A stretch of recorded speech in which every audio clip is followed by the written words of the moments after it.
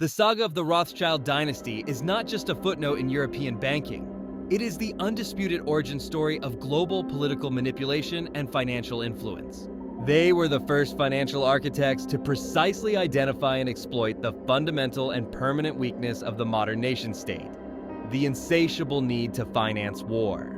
Kings and rapidly emerging states were perpetually and desperately short of staggering amounts of capital required to fund their devastating continuous military campaigns and maintain their extravagant royal expenditures. Critically, no other group possessed the financial genius, the liquid capital reserves, or the international infrastructure required to reliably provide this credit on the necessary scale, except the Jewish court bankers. This unique economic leverage transformed a scattered, often persecuted, exiled people into the indispensable financial partners of Europe's most powerful sovereign rulers. Their subsequent meteoric rise to prominence marks the definitive historical moment where the abstract, mobile power of money irrevocably surpassed the traditional fixed power of the sword and the land. These court bankers were far more than simple lenders. They fundamentally integrated themselves into the operational machinery of the state, personally managing royal treasuries, organizing complex tax collection systems, and acting as crucial financial and diplomatic intermediaries. This intimate role guaranteed them not only immense personal wealth, but also political immunity and an enormous, effectively untouchable sphere of influence. Though they inevitably faced the violent resentment of the local populace, financial crises reliably rendered them the central figures before whom even the proudest monarchs were forced to kneel. The organizational masterstroke of the Rothschild family was establishing the first true multinational financial empire, a network of 5 integrated brotherhoods across Europe's major capitals, which successfully transcended all national boundaries.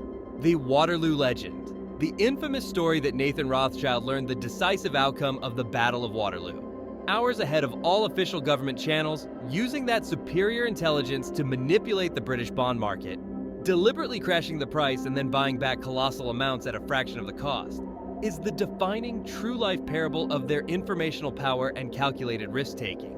This event forces the question: were their actions simply shrewd financial planning, or an early demonstration of using immense capital to actively steer states and political outcomes for their own benefit? These dynasties single-handedly authored modern banking, pioneering the concepts of international sovereign debt, bond issuance, complex risk management, and the very blueprints for modern central banking. Their unparalleled early financial experience is indelibly coded into the foundational DNA of modern global capitalism. But did this financial power have an underlying religious, ethical justification? The Jewish concept of tikkun olam, repairing the world, expresses the profound theological responsibility to actively make the world a better place. While this concept is often benignly linked to modern philanthropy, some prominent critics allege that this colossal financial power has been aggressively used, often under the moral cloak of tikkun olam, to strategically manipulate the international political and economic flows towards a specific predetermined global vision. How closely does this allegation align with the established mechanics of historical conspiracy theories? Here lies the critical question where conspiracy theories find fertile ground.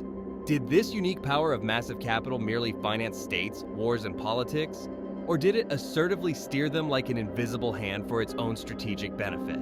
How much weight does this formidable financial power carry in the critical political decisions around the world? Is this a lobbying power, or is it a fully consolidated global monopoly?